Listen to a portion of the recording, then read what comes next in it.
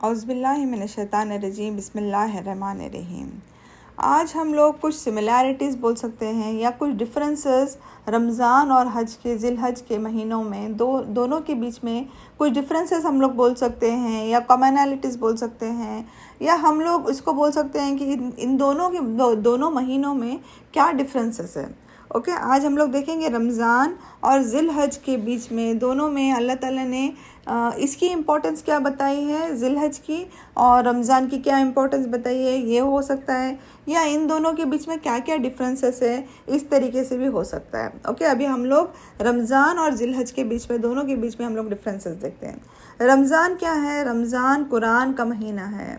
Okay, और ज़िलहज जो है, ज़िलहज हुर्मत वाले महीनों में से एक महीना है। रमज़ान में अल्लाह ताला ने 2 अरकान सिलेक्ट किए हैं, वो है रोज़ा और ज़कात देना है। ज़िलहज ऐसा है जिसमें हज चुना गया है। ज़िलहज में हज हमारे लिए जो फ़र्ज़ है, हमारे लिए हज एक अरकान चुना गया है। रमज़ान का महीना वो है जिसमें रातों की इबादत की जाती है। रातों में लैलतुल क़द्र होते हैं, रातों की इबादत होती है। ज़िलहज कौन सा है? ज़िलहज में फ़र्स्ट 10 डेज़ की इबादत है। ओके, 10 डेज़ की, नाइट्स की इबादत नहीं है, यहाँ पे 10 दिनों की इबादत है। दिन में जो इबादत की जाती है उसकी अहमियत बताई गई है। रमज़ान में अल्लाह ताला सबसे ज़्यादा जहन्नुम से लोगों को आज़ाद करते हैं। इफ्तार के टाइम पर अल्लाह ताला जहन्नुम के आग से लोगों को आज़ादी देते हैं। और ज़िलहज में अल्लाह ताला फरमाते हैं कि अरफात का दिन वो है जिस दिन अल्लाह ताला जहन्नम में से लोगों को आज़ादी देते हैं। देखेंगे यहाँ पर हम लोग को कुछ सिमिलैरिटीज़ मिल रहे हैं, कुछ डिफरेंसेस मिल रहे हैं। ओके, रमज़ान का महीना वो है जिसमें लैलतुल क़द्र है। बहुत ताक रातें हैं, लैलतुल क़द्र है। रमज़ान वो महीना है जिसमें लैलतुल क़द्र है। ज़िलहज वो महीना है जिसमें अरफात का दिन है। देखिए माशाल्लाह माशाल्लाह, रमज़ान 30 दिनों की रोज़े रखते हैं, 30 दिनों की फ़ास्टिंग है। ज़िलहज में फ़र्स्ट 9 डेज़ की फ़ास्टिंग है। आप चाहो तो सिर्फ एक दिन की भी रोज़ा रख सकते हैं। आपका दिल चाहता है तो आप फ़र्स्ट 9 डेज़ भी रोज़ा रख सकते हैं। हुज़ूर सल्लल्लाहु अलैहि वसल्लम ने फरमाया कि जिसको रमज़ान के महीने में लैलतुल क़द्र मिल गई वो बड़ा नसीब वाला है। क्यों? क्योंकि उसकी इबादत जो है वो 83 ईयर्स की इबादत के बराबर है। 1000 महीनों से बेहतर है लैलतुल क़द्र की एक रात। तो उसमें अगर जिसने लैलतुल क़द्र को पा लिया, उसने 83 ईयर्स की इबादत का सवाब पा लिया। उसी तरीके से देखिए, सही बुखारी शरीफ की हदीस है, ज़िलहज के बारे में हुज़ूर सल्लल्लाहु अलैहि वसल्लम फरमाते हैं कि ये सबसे बेहतरीन आमाल हैं वो जो 10 दिन में कर सकते हैं। यानी जो इस 10 दिन में जो अमाल किए जाते हैं वो सबसे बेहतरीन अमाल होंगे। तो ये 10 डेज़ की इबादत करना है, और इसमें रात के लास्ट 10 डेज़ की है। उसमें फ़र्स्ट 10 डेज़ है, इसमें लास्ट 10 डेज़ की इबादत के बारे में बताई जा रही है। रमज़ान का महीना वो है जिसमें हम लोग को कुर्बानी भी देना है। बट किस चीज़ की कुर्बानी देना है? यहाँ पर अपने नफ्स की कुर्बानी देना है, अपने आप पर कंट्रोल रखना है, अपनी ज़ुबान पर कंट्रोल रखना है, अपनी भूख पर कंट्रोल रखना है, अपनी ज़ुबान पर, अपने आप पर कंट्रोल रखना है।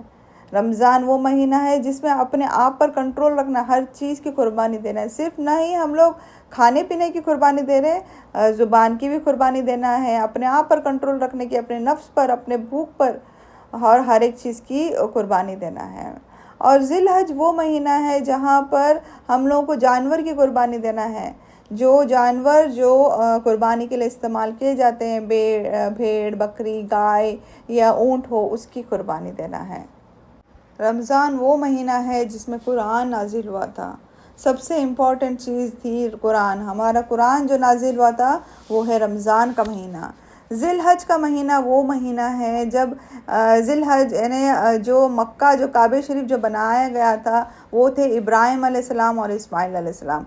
अल्लाह ताला ने इब्राहिम अलैहिस्सलाम को संगे अस्वद और मकाम इब्राहिम दिया। तो हमें जब हम लोग ज़िलहज के महीने में हज पर जाते हैं तो हमें बहुत ही एक बेहतरीन चीज़ देखने मिलती है वहाँ पे, वो है संगे अस्वद और हजर अस्वद और मकाम इब्राहिम।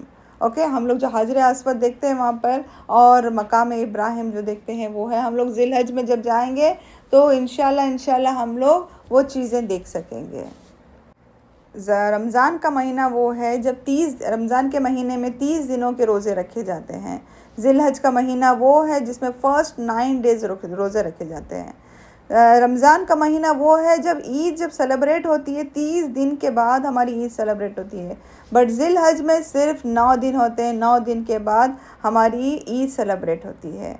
रमज़ान का महीना वो है जब रमज़ान के महीनों में भी रमज़ान का महीना जब ख़त्म होता है तो गरीबों को खुशी होती है जब हम लोग उनको ज़कात देते हैं, सदका देते हैं, सदका फ़ित्र देते हैं तो उनकी ईद बन जाती है।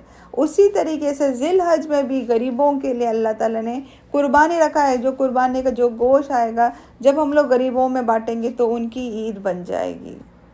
रमज़ान का महीना वो है जिसमें हमें जितनी हो सके दुआएं करना है, अपनी मग़फ़िरत मांगना है, अल्लाह ताला से अपने चीज़ों के लिए माफ़ी मांगना है। रमज़ान में लास्ट 10 डेज़ बहुत ज़्यादा अफजल है, तो जितना हो सके अल्लाह ताला से माफ़ी मांग के अपने गुनाहों की बख्शिश कराना, अपने गुनाहों को माफ़ करा लेना है।